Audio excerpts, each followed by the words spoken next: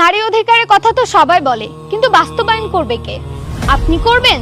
নান্দাইলের নারীদের সর্বোচ্চ মর্যাদায় অধিষ্ঠিত হওয়া, তাদের নিরাপত্তা নিশ্চিত করা এবং আমাদের শিক্ষার্থী নারী সহ প্রত্যেকের জায়গায় সুপ্রতিষ্ঠিত করাই হবে আমার লক্ষ্য।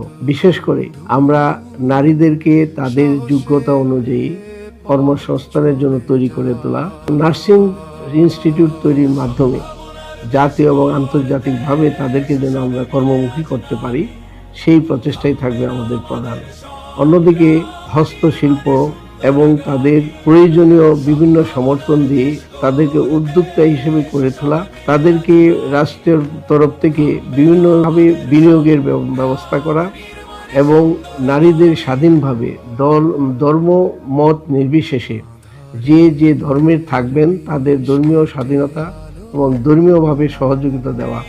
আমরা নারীদেরকে আলাদাভাবে সমাজের অগ্রগণ্য এবং সমাজের প্রয়োজনীয় পার্টিসিপেন্ট হিসেবে আমরা নান্দাইলে তাদেরকে প্রতিষ্ঠিত করতে চাই। নান্দাইলের নারীরা সারা দেশে ফুটবলে তাদের একটা অবদান রেখেছে। আমরা তাদের জন্য নিরাপদ ফুটবল প্রশিক্ষণের জন্য ব্যবস্থা করতে চাই।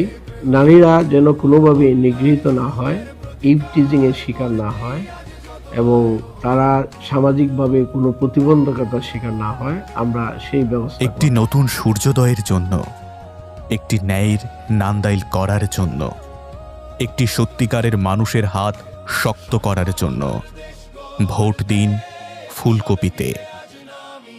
একটি নতুন সূর্যোদয়ের জন্য, একটি ন্যায়ের নান্দাইল করার জন্য, একটি সত্যিকারের মানুষের হাত শক্ত করার জন্য ভোট দিন ফুলকপিতে।